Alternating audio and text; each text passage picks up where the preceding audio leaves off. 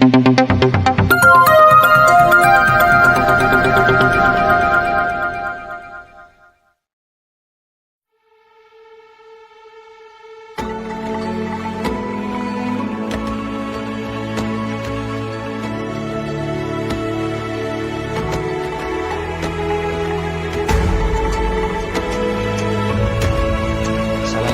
warahmatullahi wabarakatuh.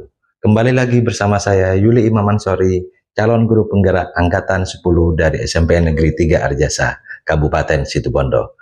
Pada kesempatan kali ini, saya akan melakukan kegiatan wawancara dengan mewawancarai kepala sekolah untuk menunaikan tugas demonstrasi kontekstual modul 3.1 terkait dengan pengambilan keputusan dengan mempertimbangkan nilai-nilai kebajikan sebagai seorang pemimpin. Selamat menyaksikan.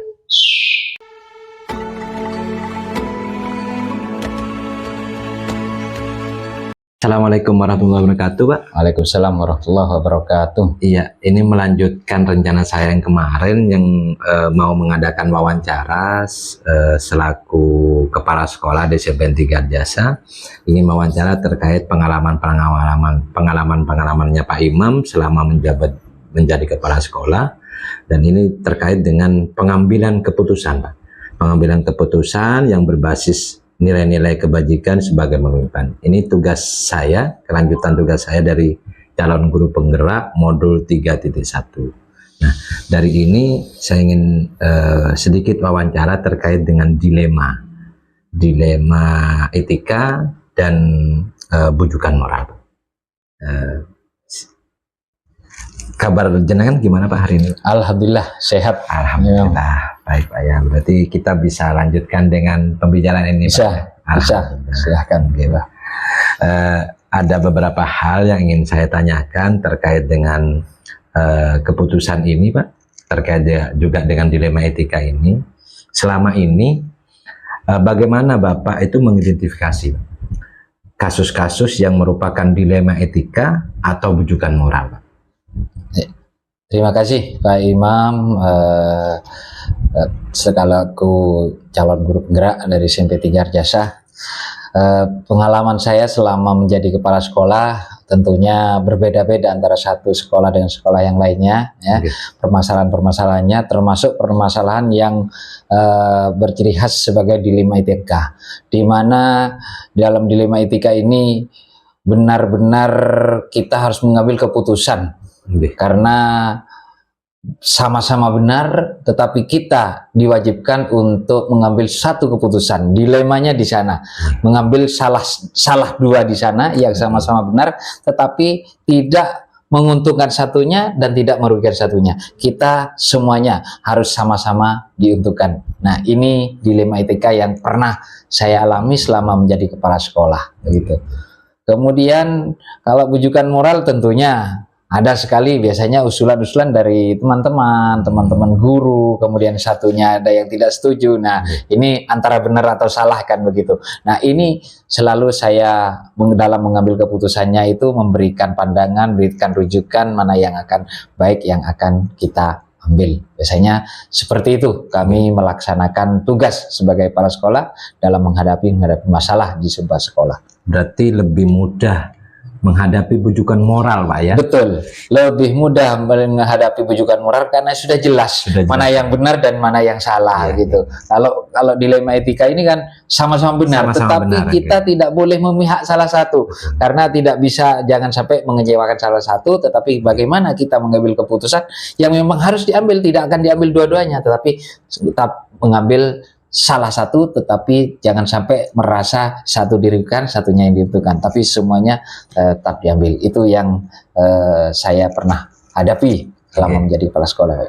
Siap, terima kasih. Selanjutnya, selama Bapak menjadi kepala sekolah, Bapak menjalankan pengambilan keputusan di sekolah Bapak itu, terutama untuk kasus-kasus di mana ada dua kepentingan yang sama-sama benar atau sama-sama mengandung nilai kebajikan, itu bagaimana? Prinsip saya sendiri itu, saya dengan menganalisis terlebih dahulu karena sama-sama benar, betul-betul kita jeli karena pengambilan keputusannya jangan sampai muncul masalah begitu, karena ini bukan sebuah masalah, benar semuanya. Nah, otomatis kami analisis dulu, dari itu kemudian kumpulkan data, baru saya memberikan sebuah solusi pengambilan keputusan yang harus saya ambil. Itu yang saya lakukan. Jadi ada proses di mana Bapak mengidentifikasi dulu permasalahan, Pak, Ada ya? proses, harus ada analisa di prosesnya, sana, betul. lalu mengumpulkan data-data yang relevan, gitu, Relevan, Pak, ya. ya, Baru fakta. setelah itu ada Pengujian mana yang benar, mana yang begitu. benar, mana tidak. Itu. Oke, siap. Nah, terus langkah-langkah prosedur apa seperti yang sudah Bapak lakukan selama ini, Pak? Secara proseduralnya itu, Pak. Kalau secara prosedural, langkah-langkahnya itu kan untuk mengambil dilema ya Pak Im ya. Oke, dilema Itu etika. dilema etika itu yang pertama itu mengenali bahwa ada nilai-nilai yang saling bertentangan itu. Oke. Kemudian yang kedua menentukan siapa saja yang terlibat di dalam situasi yang seperti itu. Oke. Kemudian juga mengumpulkan data, fakta yang baik, yang benar, yang relevan sesuai dengan situasi saat itu. Iya. Kemudian mengujinya, ya, apakah ini benar atau salah. Nah, ini Benar, kan salah. perlu uji legalitasnya. Legalitas. Itu Pak Imam ya. Kemudian pengujian paradigma benar atau benarnya, ya. Kemudian prinsip pengambilan keputusan, baru investigasi opsi dilema itu, baru membuat sebuah keputusan, dan yang terakhir meninjau kembali atau merefleksikan. Itu Tetap direfleksikan, Pak, ya? ya, tetap harus Berarti ada dari hasil refleksi. keputusan itu ada proses yang cukup panjang, Ya. yang kan tentunya itu tidak hanya sendiri, Pak, ya. Betul. Ada kolaborasi. Kolaborasi, ya. Siap. Di kolaborasi. Lalu hal-hal apa saja, Pak, yang selama ini Bapak anggap itu efektif dalam pengambilan keputusan pada kasus-kasus dilema etika? Selama ini yang efektif menurut saya tentunya mengambil sebuah keputusan dilema etika, tentunya saya dari pengalaman-pengalaman itu. Dari pengalaman menghadapi sebuah masalah, menghadapi lingkungan situasi baru di sana, dan menghadapi lingkungan guru-guru, ya, guru dengan siswa, dengan orang tua. Nah, ini hal-hal yang sangat efektif. Saya mendapatkan ya bantuan pemikiran dari teman-teman, ya, teman-teman dalam satu lingkup sekolah, satuan pendidikan itu, dan juga dari teman-teman stakeholder seperti komite sekolah, dan juga lingkungan sekitar sekolah itu. Itu yang sangat efektif untuk menentukan pengambilan keputusan yang sangat benar. Ada kerjasama dengan stakeholder. Berarti adanya kolaborasi. Siap. Iya, berarti betul, secara tidak langsung dari hal-hal ini bisa saya ambil kesimpulan kolaborasi itu sangat penting. Betul sekali, betul sekali, Pak. Lalu hal-hal apa saja yang selama ini ketika Bapak menghadapi sebuah dilema etika, tantangannya itu dalam pengambilan keputusan itu gimana, Pak? Terus terang tantangannya karena ini benar dengan benar, ya. Tantangannya tentunya memakan pikiran dan juga memakai hati, menggunakan hati. Tantangannya di sini, mengambil ini takutnya nanti saya salah langkah, mengambil yang satunya pun juga akan salah sangka. Padahal kedua-duanya ini sama-sama benar. Nah, ini yang sangat berat sekali menurut saya tantangannya ini untuk mengambil satu keputusan. Karena apa? Tidak mungkin dua-duanya diambil. Karena dua-duanya walaupun benar, tetapi saya selaku pimpinan harus tegas, saya katakan iya. Kalau tidak, saya katakan tidak. Kalau iya, harus katakan iya. Itu menurut saya. Berarti ada prinsip yang harus diambil oleh seorang pimpinan. Siap. Dari prinsip-prinsip itu berarti itu menjadi sebuah tantangan. Iya. Bagaimana dan seperti apa itu, Pak, ya, untuk bisa mengambil keputusan. Nah, dari kasus-kasus yang dan pengalaman Bapak selama ini, Pak, ya, mohon maaf. Jadi, apakah Bapak itu memiliki tata kala atau jadwal tersendiri untuk penyelesaiannya? Apakah langsung diselesaikan pada saat itu, atau misalnya ini bermasalah lalu ada waktu tertentu, atau memang terjadwal, Pak, selama ini? Pengalaman saya, karena saya selama menjadi kepala sekolah ada di 3 tempat, yang berbeda-beda. Tentunya di dalam melaksanakan ini sesuaikan kondisi permasalahan yang ada. Ada kalanya ada permasalahan itu langsung saya selesaikan di tempat, ada kalanya permasalahan itu membutuhkan waktu. Karena jangan sampai tergesa-gesa pengambilan keputusan. Apapun keputusan yang diambil adalah sebuah tanggung jawab sebagai kepala satuan pendidikan, sebagai kepala sekolah dalam satuan pendidikan itu. Jadi kalau melihat situasinya, melihat permasalahannya, kalau permasalahan ini bisa diselesaikan saat itu, menurut saya langsung saja supaya tidak berlarut-larut. Tetapi kalau permasalahan ini masih butuh pemikiran dan butuh renungan, juga butuh masukan-masukan dari pihak-pihak lain, tentunya saya memberikan permasalahan menunggu waktu, bisa 1 minggu, bisa 2 minggu secara berkala. Itu yang saya lakukan. Berarti menyesuaikan kondisional. Kondisional. Jadi kalau memang itu cukup ringan langsung diselesaikan bisa supaya tidak diselesaikan. bertumpuk-tumpuk. Ya. Tapi jika memang itu butuh masukan, Butuh masukan, ya, karena membutuhkan dilema yang sangat besar ini, karena apapun keputusan ini kan harus dilaksanakan. Betul. Itu membutuhkan waktu. Jadi melihat juga waktu, tempat dan dinamika semacam apa permasalahan itu. Ya. Mungkin dua yang terakhir nih Pak. Selama ini adakah seseorang atau faktor-faktor apa yang selama ini yang sudah mempermudah Pak atau membantu Bapak dalam pengambilan keputusan untuk kasus dilema etika ini Pak? Tentunya yang sangat membantu adalah rekan kerja. Rekan kerja. Jadi rekan kerja dalam dunia pendidikan dalam satu sekolah, ya dalam itu rekan kerja seperti guru, wakasek, dan teman-teman guru BK, ini semuanya sangat membantu sekali untuk saya dalam pengambilan keputusan. Karena apapun bentuk keputusan, walaupun itu keputusannya keluar dari seorang kepala sekolah, tapi itu berupa keputusan sekolah. Yang dikatakan keputusan sekolah ini kan tidak hanya kepala sekolah, ada guru, ada tenaga tata usaha, dan lain-lainnya. Sehingga jika sudah keluar tentunya bukan kepala sekolah lagi, tapi bernama sebuah lembaga sekolah itu. Jadi ada kebersamaan, musyawarah tentunya. Musyawarah. Berarti yang selama ini banyak membantu dan mempermudah adalah rekan sejawat kerja, dengan akhirnya memiliki kesamaan berpikir gitu Pak ya.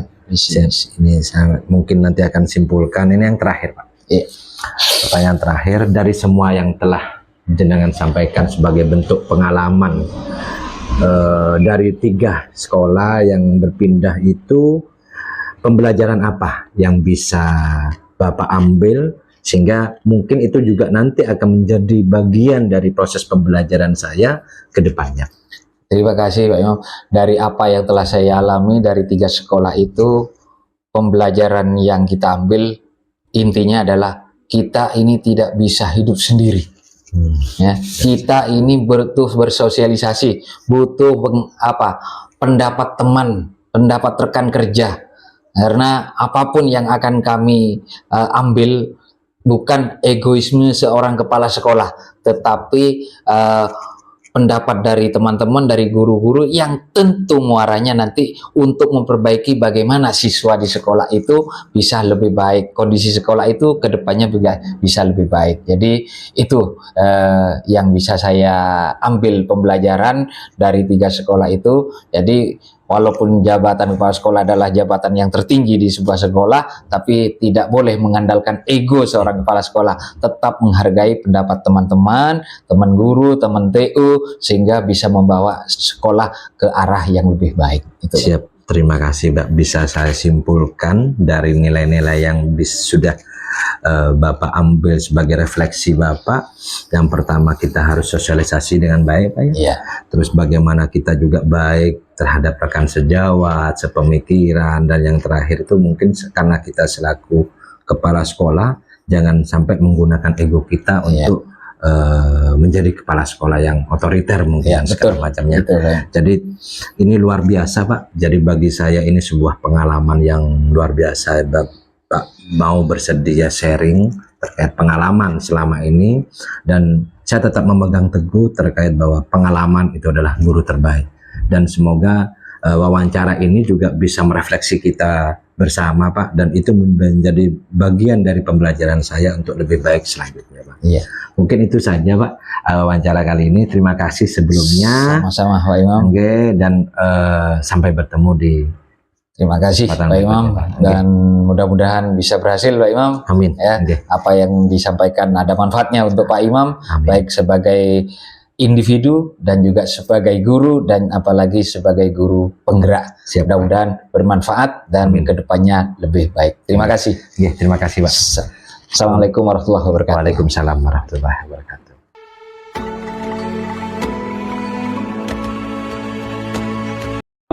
Assalamualaikum Bu Suci. Waalaikumsalam warahmatullahi wabarakatuh. Iya, Pak Ili. terima kasih Bu Suci atas kesempatannya. Seperti yang sudah disampaikan kemarin, rencananya hari ini saya akan mengadakan wawancara dengan Ibu Suci terkait pengalaman-pengalaman Ibu Suci sudah melalang buana menjadi kepala sekolah, Bu. Jadi ada waktu Bu ya hari ini, Bu? Insya Allah ada. Alhamdulillah. Untuk kabarnya Bu baik Bu ya? Alhamdulillah baik. Alhamdulillah baik. Terima kasih Bu kesempatannya. Jadi ini saya akan mewawancara Ibu terkait dengan keputusan berbasis nilai kebajikan sebagai seorang pemimpin yang dikaitkan dengan dilema etika dengan bujukan moral. Jadi bersedia Bu ya? Siap, terima kasih Bu. Ada beberapa hal yang ingin saya tanyakan terkait itu Bu. Ya harapannya pengalaman-pengalaman Bu Suci selama menjabat kepala sekolah ini tentunya sering menghadapi masalah Bu ya. Ya, banyak lah ya. Banyak Bu ya. Jadi harapannya dari itu bisa berbagi pengalaman terhadap saya Bu. Pertanyaan pertama yang ingin saya tanyakan Bu, selama ini bagaimana Ibu dapat mengidentifikasi kasus-kasus yang merupakan itu dilema etika atau bujukan moral? Saya mengidentifikasinya berdasarkan kemaslahatannya, artinya kebermanfaatannya untuk orang banyak. Insya Allah. Misalnya, yang kira-kira ini lebih banyak mudaratnya atau manfaatnya dulu, itu yang menjadi pertimbangan. Kalau permasalahan yang dengan etika, tentu yang mendekati kebenaran paling banyak dan mendekati manfaat paling banyak. Kalau yang moral, maka tentunya yang sesuai dengan nurani lah, nurani kita yang paling benar lah insya Allah, sesuai dengan kaidah-kaidah norma masyarakat dan agama menurut saya. Jadi dari jawaban Ibu tadi saya lihat ada jawaban terkait kebermanfaatan Bu ya. Jadi untuk menghadapi dilema etika, jenengan lebih mengutamakan sejauh mana kebermanfaatannya gitu. Kalau bujukan moral jelas karena benar lawan salah, berarti kita kembalikan nurani, memang sudah aturannya gitu. Balik ke aturan. Terus yang kedua ini Bu, selama ini bagaimana Ibu itu menjalankan pengambilan keputusan ini di sekolah Ibu, khususnya yang hari ini ataupun sebelumnya Bu, untuk kasus-kasus di mana ada dua kepentingan Bu yang sama-sama benar atau sama-sama mengandung nilai kebajikan.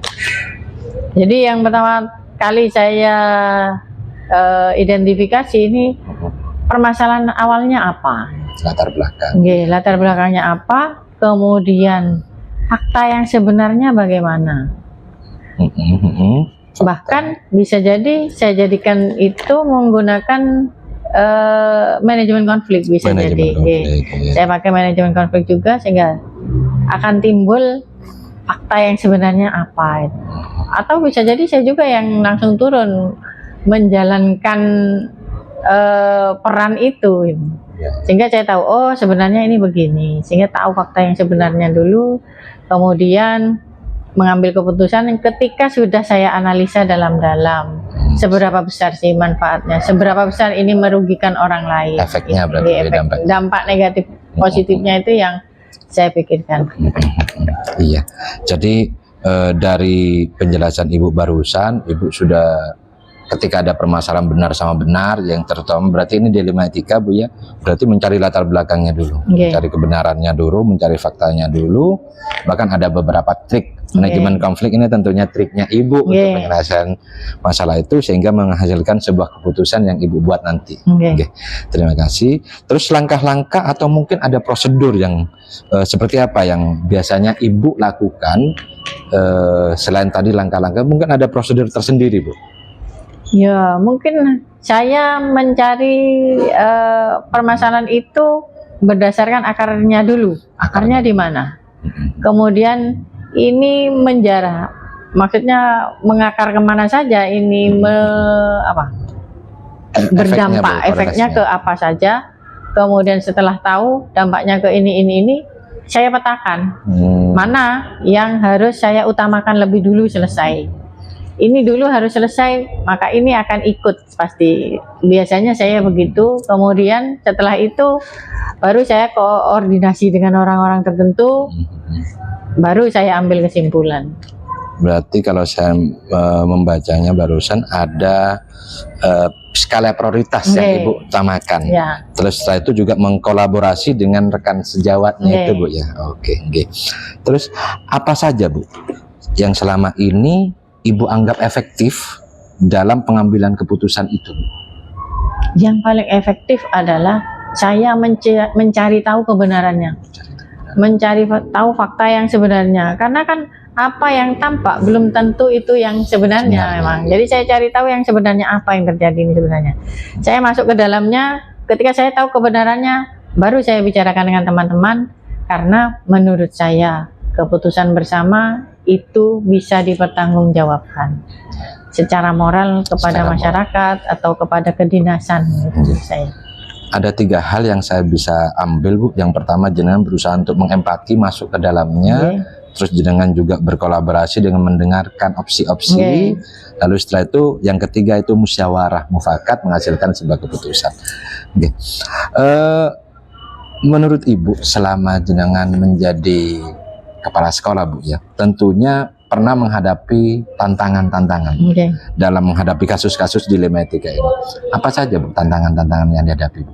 Kalau saya pribadi selama di 3 sekolah itu menurut saya tantangan terbesar itu SDM, manajemen sumber daya manusia itu yang menurut saya untuk kepala sekolah itu butuh effort yang luar biasa gitu ya. Jadi harus menggunakan hati, pikiran dan perasaan juga insya Allah.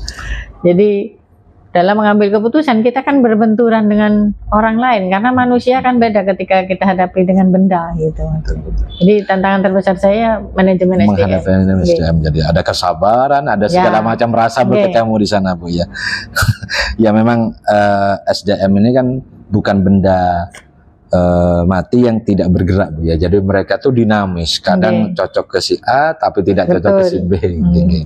Ya.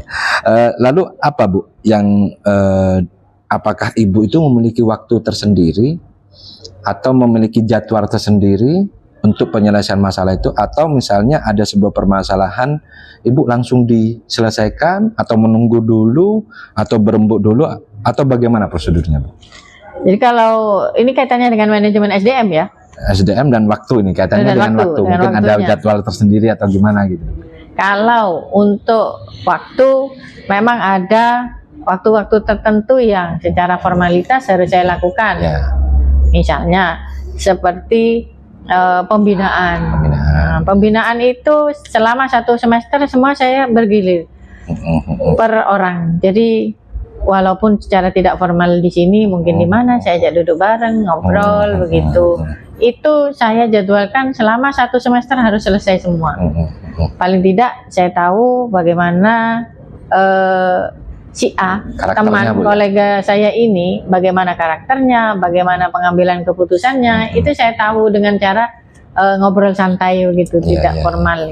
Itu saya jadwal memang. Saya kan artinya ketika masuk ke dunia baru, ini kan dunia baru, saya kan harus mengenal satu persatu orang dengan cara begitu.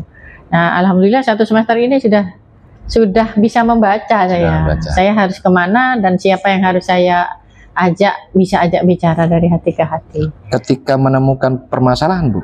Ketika menemukan permasalahan seperti itu tadi, jadi SOP dulu yang saya terapkan. Saya cari dulu akar masalahnya seperti awal tadi. Apa sebenarnya yang terjadi? Saya kan tidak bisa mengambil keputusan ketika satu sisi saja. Saya harus dari sisi lain melihatnya, dari perspektifnya orang tersebut. Bahkan saya mencoba berada di sisi orang tersebut. Bagaimana kalau saya jadi orang itu? Apa yang saya lakukan ketika terjadi permasalahan ini. Saya mencoba berada di sisi orang tersebut. Artinya saya ingin perspektif saya tidak objektif gitu. Jadi tidak subjektif. tidak subjektif saya menjadi lebih objektif gitu. Menjadi lebih objektif sehingga nyaman untuk semua orang. Walaupun tidak mungkin menyamankan semua orang. Betul. Jadi kalau saya lihat untuk masalah timing atau waktu ini jenengan secara jadwal itu memang sudah terjadwal dengan one by one bagaimana Ibu menyelami persen per persen itu Bu, ya. Untuk ada permasalahan insidental jenengan coba untuk menyelesaikannya walaupun itu melalui sebuah proses prosedural Bu, ya, dalam artian mulai tadi yang sampaikan mulai dari mencari latar belakang dan segala macamnya itu. Terus adakah seseorang atau faktor-faktor Bu yang selama ini tuh mempermudah atau membantu Ibu dalam pengambilan keputusan ini untuk kasus-kasus dilema etika ini? Kalau orang mungkin ya memang dibantu ya, ada beberapa teman, tidak hanya satu teman. Sebagai bahan pertimbangan saya kan butuh teman ngobrol juga, fungsionaris, kemudian ada beberapa kolega yang senior ya, mungkin kayak pengalaman gitu ya, saya ajak ngomong itu dari faktor teman atau seseorang. Kalau dari lainnya, insya Allah ya aturan yang saya pegang. Aturan, ini aturannya seperti ini. Andai ini tidak diterapkan, dampaknya apa, kan begitu. Kemudian selain aturan juga yang pasti norma agama dan masyarakat ya. Betul. Itu yang jadi kita yang pertama mungkin rekan-rekan sejawat khususnya senior-senior yang sudah banyak makan garam Bu ya, jadi di sharing-sharing gitu ya. Terus yang kedua terkaitan dengan norma agama dan norma aturan gitu ya. Aturan. Oke, siap. Inggih, terima kasih Bu. Jadi pengalamannya Ibu sudah luar biasa. Yang jelas ini jadi pengalaman saya juga untuk pertanyaan terakhir ini Bu. Jadi ini juga sebagai refleksi saya utamanya, mungkin juga refleksinya Ibu nanti dari semua yang sudah disampaikan Ibu. Pembelajaran apa yang Ibu bisa dapat petik dari selama ini pengambilan keputusan khususnya dalam kasus-kasus dilema etika ini? Khusus untuk kasus dilema etika ini akan sering terjadi Pak, karena kita ada di dunia pendidikan. Dalam tanda kutip di pundak kita ini ada amanah kebenaran ya. Betul. Kemudian tanggung jawab kita juga ke akhirat luar biasa gitu, karena juga imbalannya juga nanti kita mendapat pahala yang banyak juga gitu ya. Nah itu saya berpikir bahwa ketika saya masuk di suatu sistem, maka saya tidak bisa menerapkan top ke down, itu tidak bisa ternyata. Jadi manajemen yang saya pakai harus dari bawah ke atas, baru menjadi kesimpulan. Itu kesimpulan saya. Kemudian pendekatan SDM itu solusi saya. Memang sebaiknya kita saya anggap manajer ya. Kalau saya bukan menganggap diri saya itu pemimpin, saya anggap saya manajer. Itu harus lebih humanis. Humanis, betul. Siap. Karena orang yang kita hadapi ada yang sudah senior, ada yang masih junior, yang emosinya meledak-ledak begitu ya. Karena tantangan saya terus terang SDM. Jadi kesimpulan saya harus lebih bijaksana.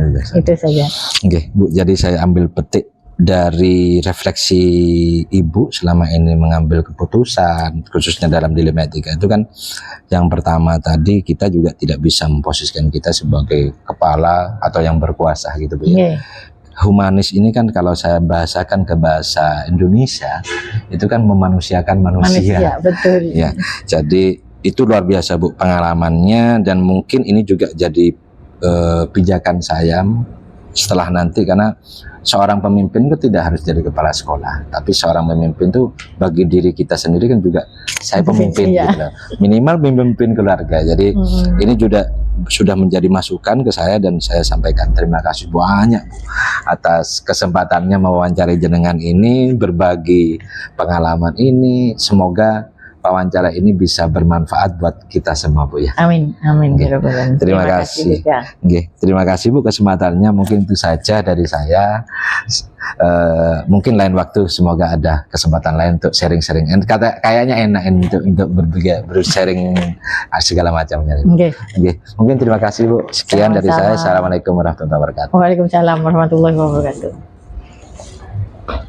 Demikian wawancara saya dengan kedua kepala sekolah tentang bagaimana mereka mengambil sebuah keputusan tentang sebuah kasus dilema etika. Semoga kegiatan ini bisa bermanfaat bagi kita semua. Terima kasih. Wassalamualaikum warahmatullahi wabarakatuh.